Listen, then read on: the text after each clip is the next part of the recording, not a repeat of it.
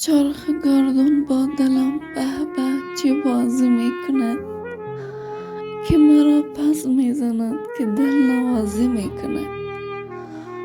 ساعتی با دل خوش و ساعتی با درد و غم از من دیوانه دل مهمان نوازی می کند. روز یا شب در حوض بی کسی با آه و اشک،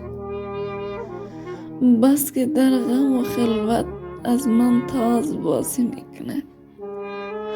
می زند ساز مخالف با دلم این روزگار، خسته از عشق حقیقی و مجازی می کند.